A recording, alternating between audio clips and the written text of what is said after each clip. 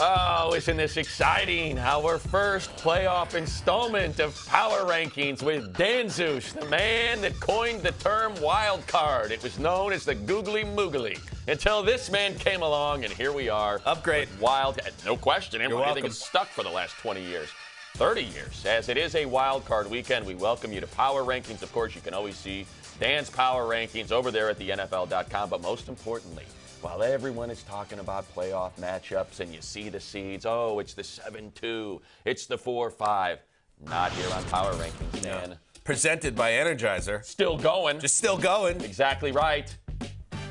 We have our Power Ranking seeds next Gotta to clean each up for you team. there. That is a beautiful bracket. I was so excited to share the news about you trumping googly moogly with the wild card. So the numbers, obviously we know the Raiders and the Bengals are the 4-5. Everybody knows that. Nailed it. Common knowledge. But in Power Rankings, it's the 12-6 matchup. Aha! The Titans, number 4. Oh, more to come on that later in the show. You'll want to stick around. But look at the tightness right there in the NFC. Middle of your frame. The number 7 49ers versus the number 9 Dallas Cowboys. Let's get into it. Hey, the Cowboys won their division. Right? It doesn't matter. We're in the dance now, money. And we're in the Jerry Dome. Changed. We're at Jerry World, as they call it. All right, so you have the 49ers as a 2-seed favorite ahead of the Cowboys, leading me to believe you think they're going to win this game. Yes, that would be weird if I didn't think that. I think that. Listen, I have a little egg on my face last week. I had the Rams all the way up number 2 in the power rankings. I thought they were the best team in the division. Then I watched Sunday, and you have to take things out of those games. And the fact that the Niners go on the road, wipe out 17-zip, wipe out 24-17, just look like the tougher, better team. And then I look at the Cowboys, a team that beats up on the underlings of the league, that doesn't really take a punch very well. And guess what, money? The Niners can throw a punch with Deebo Samuel, with George Kittle, with Brandon Ayuk. This team can play. Name salad? Name salad? Those are 3, though. So here's the highlight here is not doing me any favors when I'm going to say this. My main concern about the 49ers is Jimmy's great when he's on schedule. When Kyle Shanahan is scheming him up and his guy's wide open, you love Jimmy Garoppolo. He'll deliver the ball on time. He'll lead his receivers. It's great.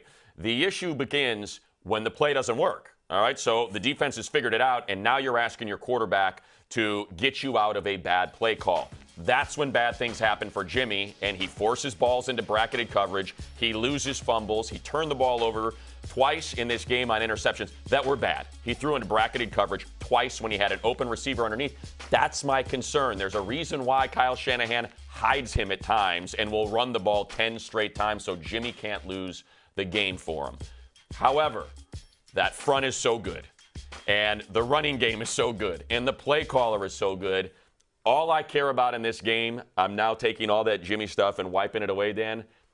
Deebo Samuel versus Micah Parsons. Oh. If you don't get to Deebo at the line of scrimmage, you're toast. He's too strong, he's too fast, he's too physical, and that's why you can make a case that he's in the Offensive Player of the Year conversation. He has been one of the greatest weapons on a football field this season.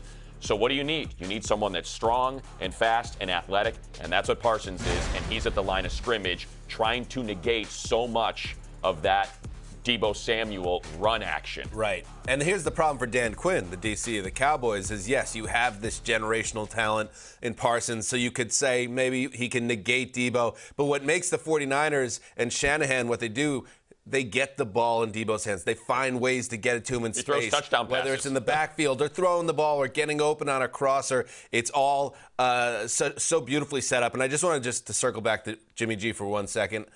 I think we all need to give the man a little respect. He's playing with a torn ligament in his thumb, and I know he's an imperfect quarterback. And you could even say he's the Carson Wentz in the NFC now that the real Carson Wentz sounds like you are. Isn't around anymore. But there's something to be said for his ability in that game against the Rams to get the ball in the hands of his playmakers, to lead them on that tying drive at the end of the fourth quarter. He showed me something in that game. All right. Look, you believe in him, I don't. He's not Joe Montana. I know. But sometimes I feel like we go too far the other way on the guy. Personally, I'd like to see Trey Lance out there. Who's winning the game? In a package. Look, the 49ers defense is weird, right? You're worried about the back end, But if the front end gets home, then it helps the back end out, like any average, secondary would have. So they have to get home. The front has to beat the offensive line of the Cowboys. Otherwise, CeeDee Lamb, it's a bit of a nightmare in the passing game. I do like the 49ers, no. All right, let's go to the team that lost to the 49ers, the reason why they're in the playoffs. After trailing 17-0 to the Rams, they win. So the Rams limp into the playoffs. They limp into the playoffs with 2 more interceptions with Matthew Stafford. Instead of being the 2 seed, they're now the 4 seed, and we'll have a third installment of Arizona, Los Angeles, each team winning 1 on the other team's field. Right, and yeah, the Rams, just like I was saying, San Francisco really impressed me. Los Angeles' inability to close that game out, it spooked me a little bit. And then you go back through their schedule this year, and you look at what has happened nearly every time they've had a big game against a elite opponent, a real Super Bowl contender. It usually has not gone the way of the Rams. So that makes it sound like I don't feel too good about their chances, but I think they got a nice draw here in the Cardinals money. It does feel like Arizona is in a hard fade. I know they had the win in Dallas in Week 17, and you can't discount that. And they've been better on the road than at home, much better, 8-1 in fact. But they just haven't been the same team since the bye, since DeAndre Hopkins went down. I don't see them scoring a lot of points here. Well, 2 things. One, the offensive line of the Rams better figure it out because Chandler Jones is coming. I think they'll figure it out. I think McVay will figure it out. That's number one. That's where we can start with the Cardinals. If they're going to get a win in this one, the defensive line is going to have to take advantage of an incredibly leaky Rams offensive line that has led to all these turnovers for Matthew Stafford. 2, they're going to need plays from Kyler Murray that are exceptional, like one that we saw between these 2 teams on Monday Night Football. Look at this. It's incredible. I mean, Contain was fine. He breaks. He throws off of 1 foot and completes 20 yards down the field. Kyler Murray can be a cartoon, with his speed, with his ability, with his arm strength, with his ability to spin it like that, throwing across his body perfectly. That's the difference, right? Well, where is that guy? Where is that offense been? Since the injury, it hasn't been there. And that's the only thing I can think of because he was incredible before he went down. So that's your hope, is that Kyler Murray is healthy. If you're a Cardinals fan, he's able to do that. The front led by Chandler Jones is able to continue the issues for Matthew Stafford. They create a couple turnovers. This is such a better path for the Rams than either the physical Saints, the physical 49ers. Those are the teams they struggle with. Physicality. Teams that can run right at them. Teams that can beat them up defensively. And Matthew Stafford gets all, I don't want to say shook. That's not what I mean. But he gets off his spots a little bit and bad things happen. I don't get the sense the Cardinals are like that. I think this is a better path for the Rams. Totally agree. And here, who's the playmaker now for the Cardinals? Because they have a bunch of guys that can move the chains. Connor's banged up. No Hopkins. Connor. Yeah. It's Kyler Murray. That's your a lot on Kyler his Murray. plate. Let's get to our third big matchup. Bills-Patriots. Third installment. Back in Buffalo. Weather will be an issue. That's what we're hearing again. And the last time weather was an issue, the Bills got beat in their building on a windy day in Orchard Park, or a windy night, I should say. That said, I think what we've seen, the clarity we've gotten in the AFC since that week, I think it was week 14, I want to say, around there, is that the Patriots, I feel like, have found their little niche, which is they're a good team. They are not in the top class of the AFC. I think the Bills are in that top class. And so while I think the Bills are the better team and I think they're going to win this game, the way their season ended, that gave me some concern, especially on offense. They got the Falcons at home. They have the Jets at home. These are 2 of the worst defenses in football. Josh Allen and the attack could not get going. Now, the defense took care of business, but what happens in a playoff game against Bill Belichick where the Bills, let's face it, it's AFC Championship, Super Bowl, or bust here. There's going to be some pressure on them. We know the Belichick will have the Pats ready. Close game, I think, but I like the Bills. They say pressure bursts pipes. You know that? They also say pressure makes diamonds, kind of. I do believe you. No pressure, for diamonds. RG3, a wise man once. That's right. Said that. But nowadays they got the fake diamonds because that's what you're supposed to do. So I guess I don't think that involves pressure. It's an algorithm or something like that. Rarely do we account. Well, we do account for coaches, but not as a primary force behind which team wins and loses. To me, this is a coaching game. This is Brian Daboll versus Bill Belichick. This is Sean McDermott versus Josh McDaniels. You think about that first game in the wind, and I know McDermott was a little incredulous when he was asked, and it was a stupid question anyway about, you're going to give Bill Belichick some credit here and how brilliant he is. I said, don't do that to a guy right after a win, you beat writer trying to curry favor with a curmudgeonly head coach that's been around too long. and by too long, I mean he's heard every question and he gets upset when you ask him once. All right, I have gone off on an aside, and I did not mean to, but that game was tight. That win game was tight. The Bills were in the red zone, and they just they should have won that game. They should have won that game. So I think all of those people are like, uh-oh, weather game, it's going to be a replay. Well, I think the Bills would take that. So to me, this is Sean McDermott taking advantage of one of the best defenses in the playoffs to take advantage of a rookie quarterback that's probably going to struggle trying to throw it in these conditions. That's why he only threw it 2 or 3 times the first time they met. And I do give the Bills the advantage here. I think if they can get out of this one, this is a team that they just need that one. And then it's like, okay, but here we go. Do not be down 10-0 at the end of the first quarter and let everyone get tight. You know, and the last matchup I'll mention, they're never going to be on the same field together until the end of the fourth quarter. But Josh Allen and Mac Jones. And you mentioned Jones. He struggled a lot down the stretch in the regular season. He was really bad in the Week 16 matchup between these teams. And I think Josh Allen being such a superior option, he is the X factor in this game. So that's going to decide the game, I think. So we got 3 left. And these are your large spread games between seedings. We got a 12 of the Raiders and the Bengals, who I believe you have at number 5 right now. Is that our most likely upset on Wild Card Weekend? For me, it is, and that's not disrespecting the Bengals. But I will say this: just like I said, the Bills, there's a chance they could be a little tight in that game. 12-6. Because what is expected of them this year in the playoffs. Cincinnati had this great close of their season. Everyone's behind them.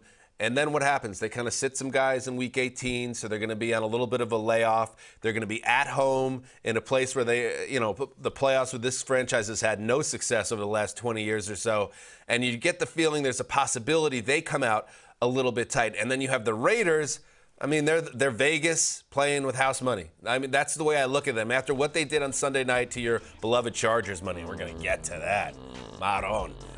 We are going to see a Raiders team that's going to go in there with Derek Carr. I bet they're going to be loose, and watch out because I could see them jumping ahead, and then the entire tone in that building is going to change. So my main concern is the quarterbacks that are going to duel. And to me, Joe Burrow is so far ahead of Derek Carr right now. Carr had some nice plays, but he missed a wide-open Zay Jones for a touchdown. He missed a wide-open Darren Waller for a game-ending touchdown in overtime. It really was the rush attack that did it for the Raiders. And Joe Burrow, to me, is playing the best quarterback he's in the Tom Brady, Aaron Rodgers conversation, who are the 3 best quarterbacks in the play, and Pat Mahomes conversation. Like, he's in that conversation. He's been playing that well, and I look at that Raiders secondary, and it took Herbert a little long and Joe Lombardi a little too long to take advantage of it.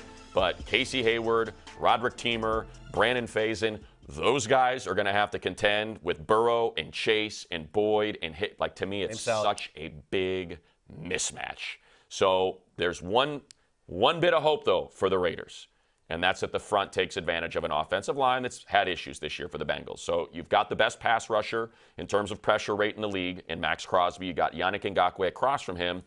They got to wreck the game. To me, that is their only path, they have got to wreck the game and force turnovers. I agree, and I think it comes down to this game being competitive or not. Is Cincinnati now hitting a sustained peak that's going to make them a team that can go deep into the playoffs here?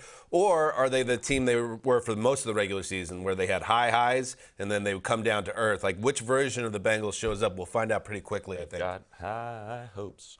All right, there we go. When we return, after we show you 1 through 8. What a voice. Oh, you can't dig my melodious voice. You can just walk on them precious buttons of yours. Don't do the Seth MacFarlane thing where you put out like a swing record because you have such a great voice. Just save us from that. Through 8. Packers at the top. Look at the Titans there at 4. We're going to get to that later. Here's 9 through 16. You see the 2 teams we had those high hopes for. Outside the top 14, only 14 make the playoffs. The Chargers and the Colts.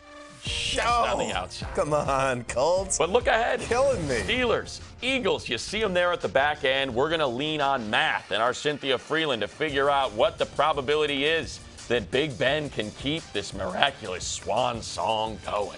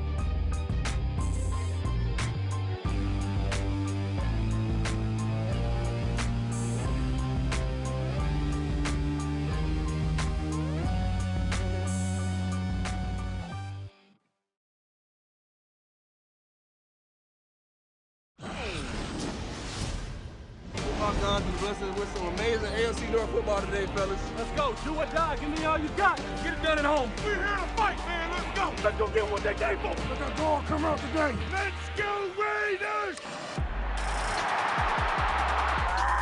We're relaxing now. Let's go take advantage. Hi, Mom. I appreciate all the blessings. Let's go, Raiders! Yeah. Ha! Great job. Woo. 8 minutes of hell. That's all we got left, fellas. Stay on schedule. Got a lot of ball left, all right? Got a lot of ball left. I'm so proud of you. Ah, thank you, baby. Yes, sir. He just got the ball out so quick. I mean, we ain't had no time. Let's go. We trying to get to the dance, baby. George here. Niners win in OT in LA. Holy cow. And the Niners are going to the playoffs. Let's go, Niners! Well, we said it at the start, and we'll say it again.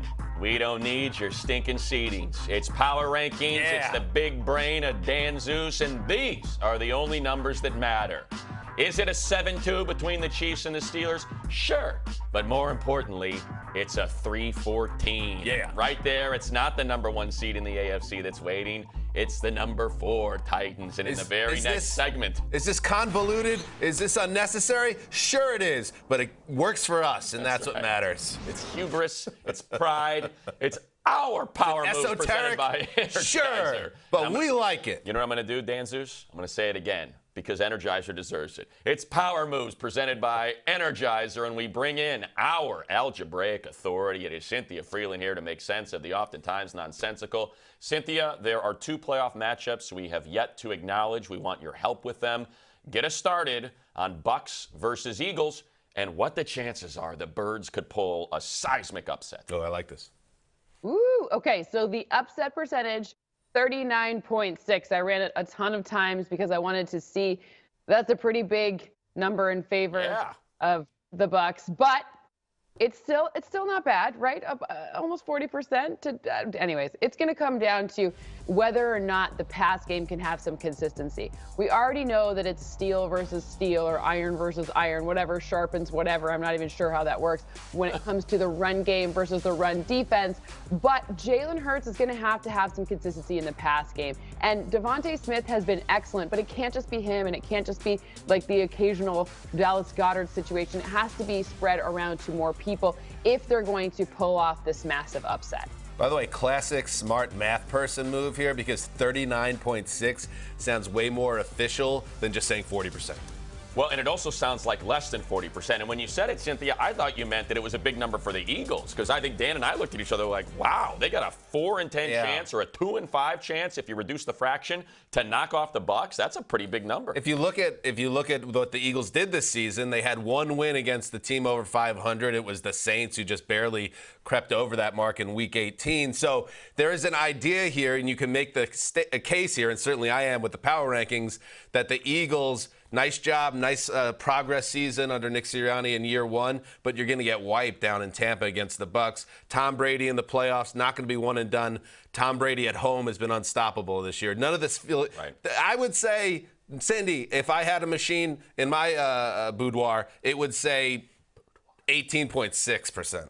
18.6. Yeah. You should go with something besides 0.6, because then it just really sounds like you're biting her style. It should be 18.3.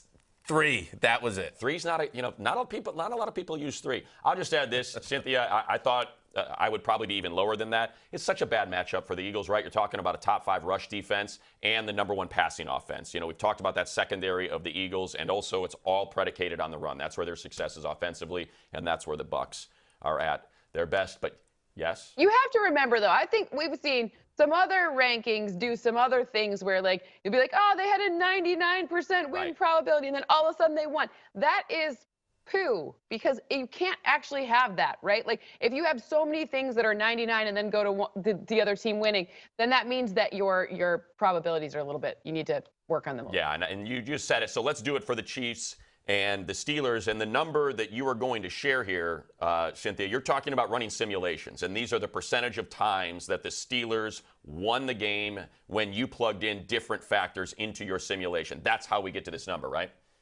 Yes, and we have a lot of parity in the NFL, right? So 36.1 is the number of times that they upset them, which is a low number. It is the lowest number on the slate this weekend. However, they still have that front, and we saw the pressure front. What happened when a pressure front got to Patrick Mahomes early in the season? You see some upsets. So that is an issue on this one. And the O-line for the Steelers, though, that is the thing that really is the problematic part here, especially with the uptick with the Chiefs in their defensive front. They've just come on really strong and stayed quite consistent. That is the mismatch that really tips the scales in favor of the Chiefs. But remember, these numbers, like 36.1 for me, is a low number, but they're going to be closer to 50-50 no matter what. Otherwise, your simulations are a little too volatile. Doesn't this feel there's a possibility here? Because we all know when we watch Ben Roethlisberger where this is all heading potentially, that it's a Dan Marino in the 99 playoffs against the Jaguars ending where it's really ugly. Yeah. Like, you could see it going that way. We saw it earlier this season, right. It looked like, and it was not pretty, but I get it. I guess, Cynthia, if you dial up a couple T.J. Watt sacks, that offensive line has been leaky at times for Patrick Mahomes. They've been a better run-blocking line than pass-blocking, although you wouldn't know it based on the highlight they just showed while I said that. But maybe T.J. Watt and Minkah Fitzpatrick wrecked the game. I don't think any of us think this Steelers offense can possibly hang with the Chiefs offense. I think that's it. Like, not to oversimplify, but T.J. Watt having the game of his life is a great place to start to make this an upset. Cynthia, I will wrap with this. How impressed were you with my quick fraction reduction? You know what? I was like losing my mind over here. Wow. From not just that beautiful voice. Yeah. Incredible. He's got it all. It's 4/10 or it's 2/5. You take your pick. I just reduced it. All right. You've made your point, Money. You did well. Thank you, Cynthia. Again, you can see it all at NFL.com/Freeland for all of Cynthia's findings and what her percentages are. Yeah, I'm leaving Las Vegas. Lights so bright. Sweat. Blackjack on a Saturday night. We'll revisit the game of the year next. Oh, we will. Get ready, Money. Oh, no.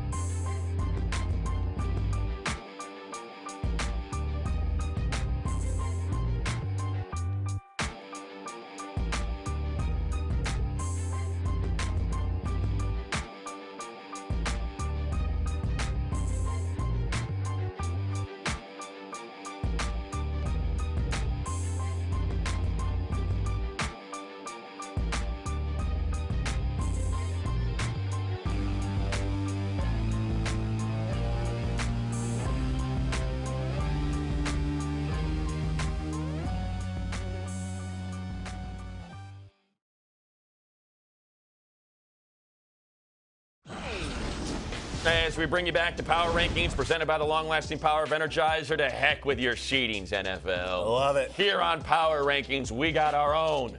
I wish you would have made the Bengals 5 instead of 6 so we could have that historic 12-5 matchup. There's always an upset. That's not personal. I'm sorry, though. Maybe next year. Maybe. That's very dismissive of you, and I don't appreciate it.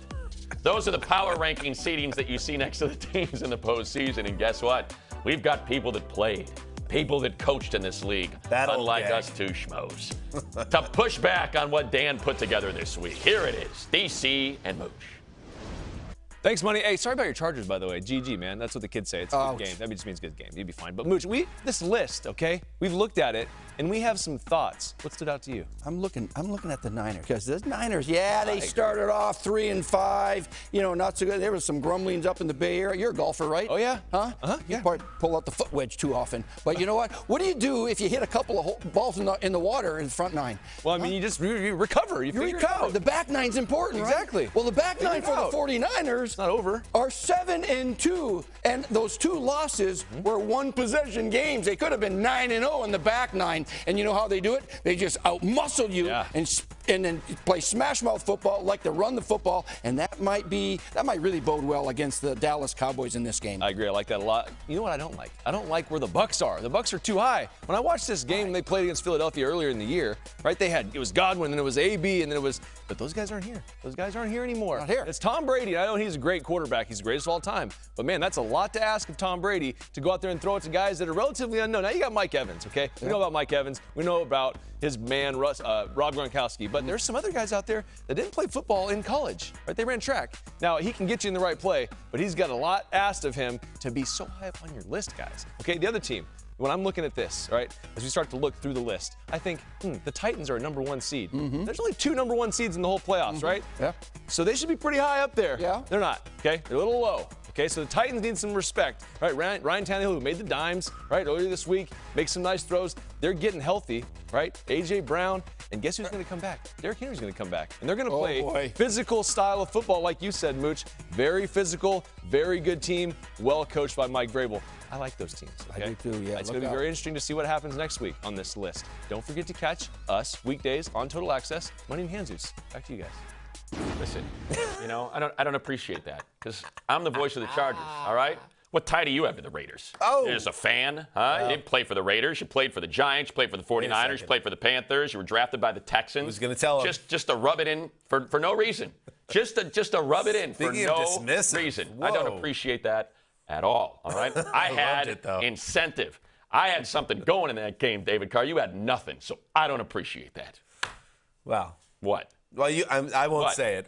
I think you know. But I think things are working out well for David Carr on NFL Network because of his little bro. I don't know what, huh?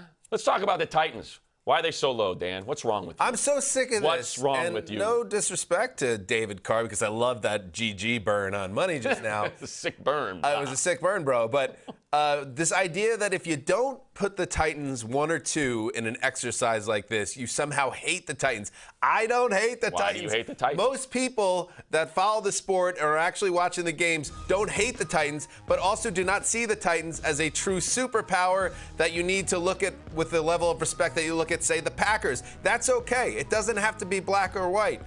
Here's what I'll say about the Titans. They took care of business against the Texans, but some concerns linger as we enter the playoffs. And I understand they're getting healthy. I understand that. But they don't put up a lot of yardage on offense. They don't score a lot of points. If they get in a shootout, I don't think they can keep up unless Derrick Henry comes back and is 100%. I think there's a bit of an assumption going on that that's the case. But let me say one positive thing because I know this is how it goes. Doesn't sound like it's very positive. Ryan Tannehill balled out against the Texans in that game. It was 21-zip. It gets to 21-18, and it looks like the Texans are about to take over and just throw everything out of whack in the AFC.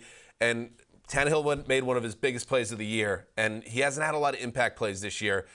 The rollout on 3rd down and hitting the sideline pass changed that game. 4 touchdowns, you got to give him respect. Well, that'll certainly appease the masses that are coming after you. You mentioned the Titans like, fans.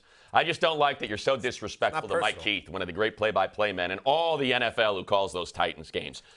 Disrespectful to him. I love Mike Keith. So I guess this is the best way I would put it, right? In your defense. In defense of DanHanzus. If you are playing your wild card game and you are the Bills or you are the Bengals and you had a choice, sodium pentothal, truth serum. Do you want to play the Chiefs or do you want to play the Titans in the divisional round? Answer the question. Be honest. Right? And I think if you're being honest with yourself, you probably want to play the Titans. Now, here's the caveat, right? You said it. If Derrick Henry is healthy and he is MC Fresh Legs, because he's been on, resting for the last 8 weeks, then oh no. Then you better have a lead in the second half, or you are in real trouble. Look, you still have this slated as Titans-Chiefs in the AFC Championship game. And again, it comes down to that right there. How healthy is he? How fresh is he? Because if that's what's happening, oh no. Right. I mean, that's what you're talking about. It's run the ball. But if you look at the numbers, and I think the numbers tell the story, it's been a middling offense. It's been a middling defense. They have good players on both sides of the ball. A.J. Brown is now back. Julio Jones just scored his first touchdown. So we're projecting. That's what we're doing with the Titans. Projecting that offense is healthy, that it is intact, and it's going to be able to put up 24 to 31 points per game, and that's going to be enough for a defense that's been good, not great. I don't want to talk about the Titans anymore. I want to talk about David Carr's little brother and what he did on Sunday night in Las Vegas. Like, we talked about this. That's what I want to talk about. Pulling back the curtain. Throw it. Jankowski, hit it, baby. 80 seconds left in the game. Shotgun snap. Hand to Jacobs. Bounces it out right. Has a lane, but he is dropped at the 40. Make it the 38. It'll bring up a 3rd and 4. And now they got to bang a timeout. You've got to use your timeouts here. And they're not doing it. I don't understand that. There's got to be a penalty for them not getting it. Now they call the timeout. I don't they could get have done that 30 seconds ago. Am I making sense of what I'm saying? 100%. I just think the more time you have, right, the more difficult 100%. It would be for the Raiders to attempt the kick. 100%. So now the Chargers are at the mercy of Daniel Carlson, who has been exceptional this year. He can end the season with a made field goal. The Chargers' postseason berth lays in his right foot. Make season over. Miss, both teams are in. Snap, hold, kick is up, and it is over for the Chargers. The Raiders are in the playoffs. The Steelers are in the playoffs. The Chargers season has come to an end. Thanks, guys. Appreciate it. You enjoying this, huh, Dan? You're really enjoying this. You and David Carr having a good old time at my expense when you got no dog in the fight like I do. Did anybody, old one-eyed Jack, did anyone else catch money going for the reverse jinx there on Daniel Carlson on live radio with millions of people listening? Nice try, bro. It wasn't a reverse jinx. GG. What? Reverse jinx. Daniel Carlson's got 4 game winners this season. Unbelievable. There's no way he's missing this kick. He's got 4 game winners and 1 that put it into overtime. He has been the best kicker in the league this season, not named Justin Tucker. Was this a bet with Brett Musburger, the play-by-play man of the Raiders? Jackpot, baby. Jackpot, baby. You got to wear the patch as a result of the outcome. No, I'm wearing a patch as an homage. I like to pile on the Raiders, understandably. I'm the play-by-play voice of the Chargers. These two teams hate each other. We said it last week on Power. It was an awesome game. It was unbelievable. I love the way you and Move the Sticks, Daniel Jeremiah, try to make sense of the clock situation. And that was it, by the way. That play right there, it had take the timeout out of it. They had a 3rd and 4, and what Daniel was talking about, if you weren't quite following along, it's you got to have 70, 80 seconds on the clock. So if you're going to attempt a field goal, and look, Carlson's long was 56, and we mentioned he'd been nails all year, but if he misses that, the Chargers now have 45, 50 seconds to work with Justin Herbert to make a game-winning attempt of their own. So the idea was, if you take that timeout sooner, they don't get the first down, they're absolutely going to punt because they know it puts them in the playoffs. They waited too long to take the timeout, but after that, they didn't get the stop. When Josh Jacobs rushes for 10 yards instead of 2 or 3, and it becomes a 47-yarder instead of a 56 or a 57-yarder, they got to go for it. And no one knows better than you the bugaboo of the Chargers defense was their inability to stop the run. But in praise of the Chargers, that was an awesome comeback in the fourth quarter. I mean, it was. They didn't give up. They fought. Yeah. You know? And Justin Herbert is special. He is an incredible player, and we are robbed of him in the postseason for the second year in a row. It's like you were robbed of one of your ocular cavities. That's right. Because and I know it's on the Musburger. wrong eye, by the way, but I'm blind in my left eye, and I have 20/20 eagle eye vision in my right. So I had to do it different. And shout out to Claudia in wardrobe for putting this together. She crafted it for me, so I can pay my Claudia. homage. GG, Beautiful. money. GG on the call, I'd That's- say. Again, I don't know what David Carr's got going in this thing. I don't appreciate that. We bid farewell to teams that at one point found their way to the top, near the top of the power rankings, and we analyzed what went wrong and why we are saying goodbye. We'll get into that. Oh, Carson Wentz. Come on, Oh, Colts. Carson Wentz. You No, know it. I'm done. Oh, no. And everybody look bad.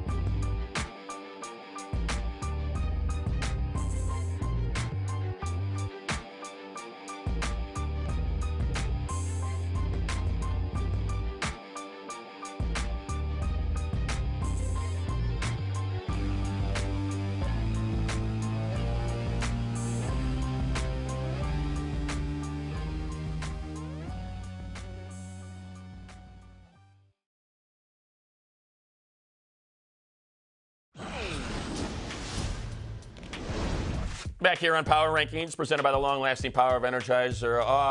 The who did not find their way to the postseason. Here they are, 17 through 24. Those that were close, but a couple games go this way instead of that way, and maybe they're in that top 14. People getting fired in this tier. Yeah, you got the Vikings there. We'll get to that in a little bit. But let's focus.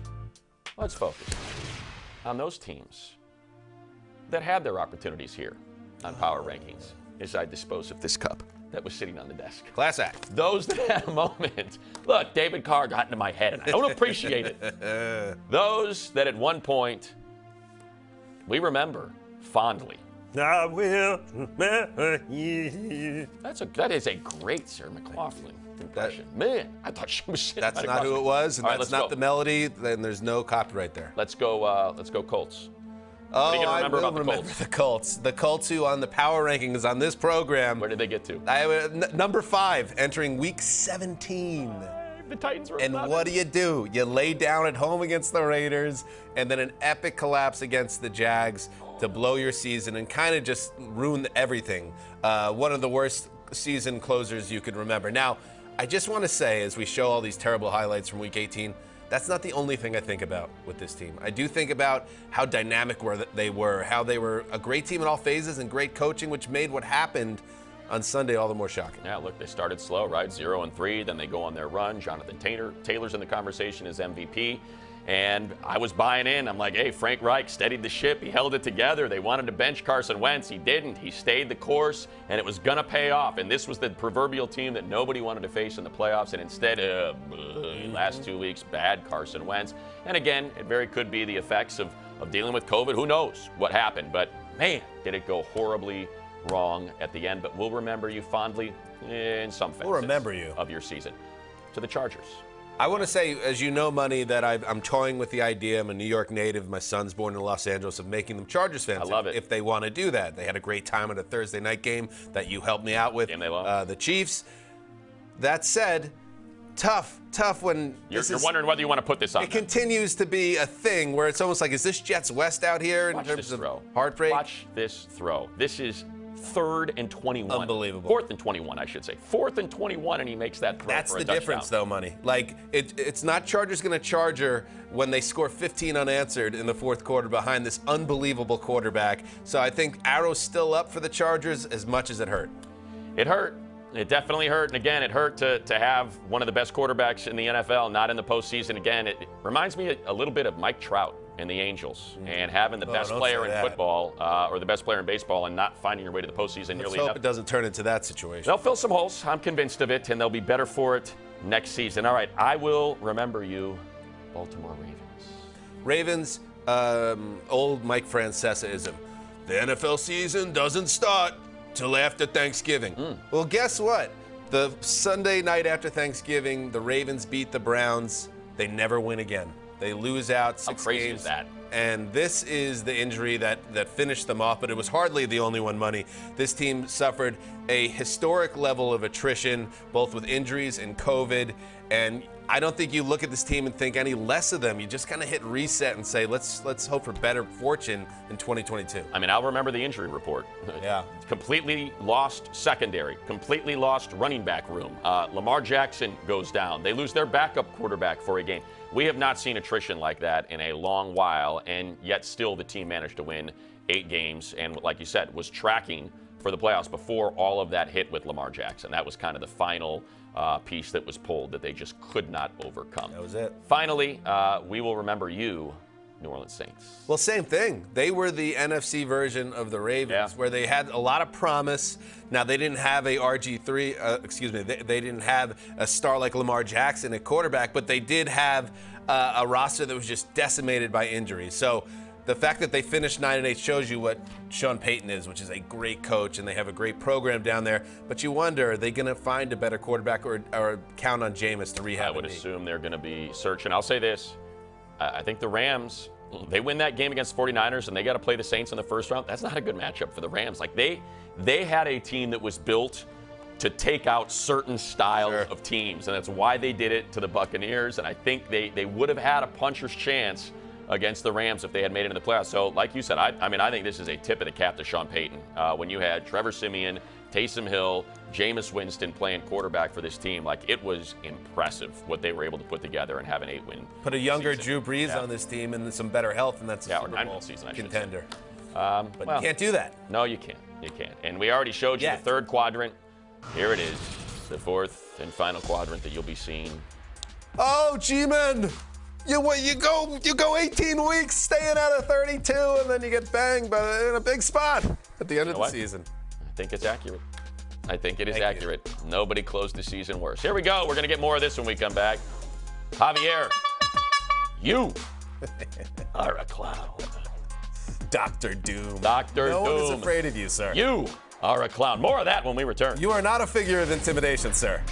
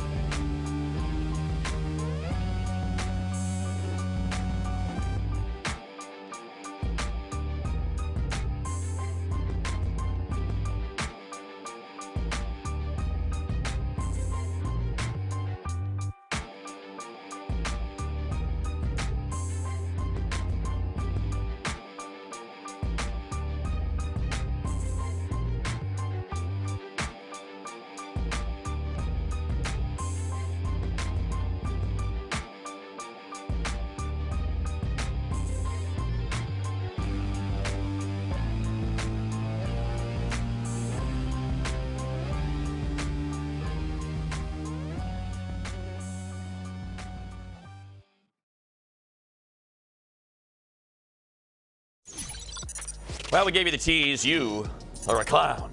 And now, more constructive criticism from you, the viewer. Mason Moore. Zeuser. Really? You can just move the Titans back down. There's no excuse to have them as high as 4. Now, we know you don't believe it, and we like it. Oh, Mason Moore. Love that. That's good. You know what they don't get? And this is what you don't get, and this is all the Titans fans, because I'm sick of your act. It's tired. Is the reason the Titans now are moving up is because they're winning. And when they were losing, they were moving down. That's how it works. There's nothing else to it. Well, seems like they struggled a little bit versus the Texans. Yet somehow you moved them up to number 4. Someone's feeling the pressure. Well, it's the playoffs now. Liechtenstein. Power rankings again. Just can't even get it close. Eagles ahead of much better teams because they made the playoffs. They won versus teams with a .334 winning percentage. Saints, Dolphins, Ravens, Chargers, and Colts. Greater than Eagles. Boys at 9. See you Monday. Okay. I'm with you on this one, David. In fact, so I'm putting down the horn. You should horn it I yourself. agree. There is I have to shift things and keep it to the top 14 being playoff teams. Do you know why? Because. Did you just catch that? No, I almost did. That would have been something. The very definition of power, you are powerless if you're not in the dance at this point. So while I agree the Chargers are better than the Eagles, it doesn't matter now. Well done, Liechtenstein. First time we have had a bit of contrition. Yeah, that's. For an attack on the Adam. What is this? Hey. Constructive criticism. Nailed it. One at a time, I'm going to win them all over. Nothing constructive about that. Going to win them all over. No criticism in that. It belongs in a different, segment. There we go. We only have one of those. Can't break it. When we return, we are going to throw some challenge flags. I don't like where you're going with this, but I am going to be. You know what? I don't like where we're going next. I don't like it at all. Oh, get ready. Monday's going to be very angry. He's going to be online mad. For you.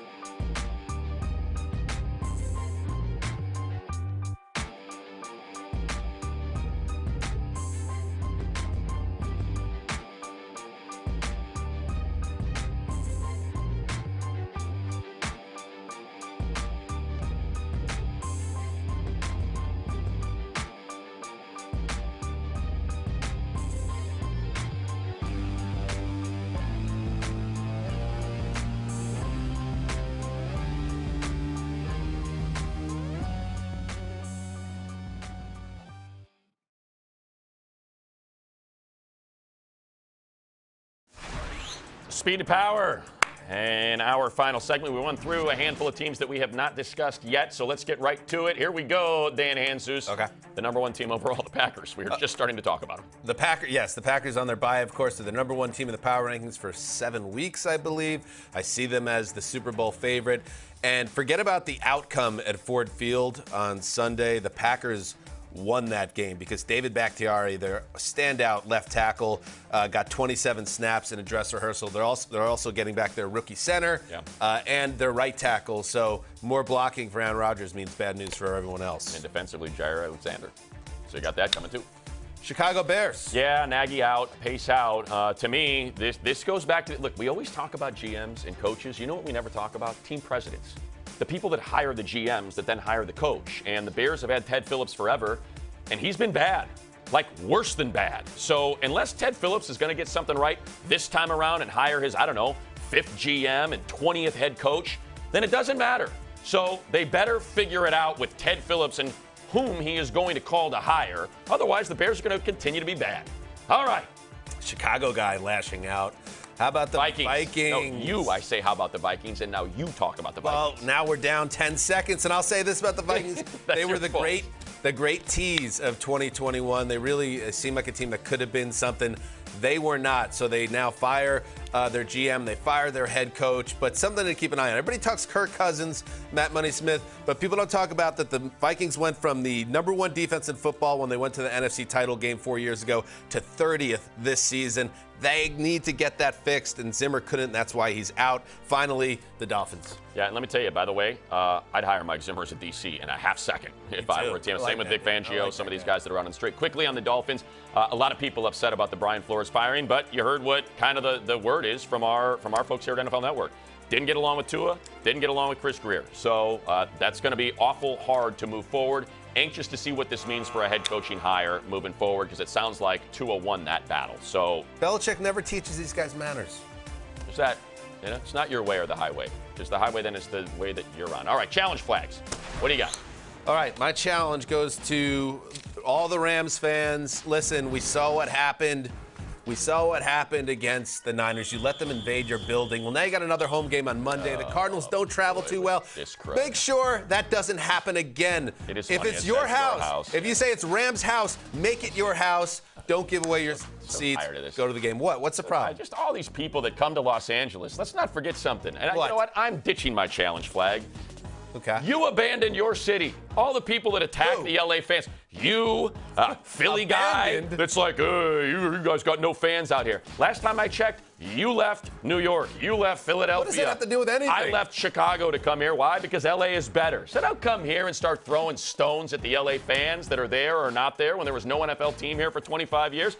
It's a long play. There's a lot of 49ers fans in Southern California. Throughout the regular season. Not really. It was a bit of a warning. Not really. They actually haven't. People are just finally noticing that the Rams are struggling to fill that building with their own fans. This is a great sports town. Thank you for watching. No thank you to you, David Carr. I don't like what you did to me there. GG.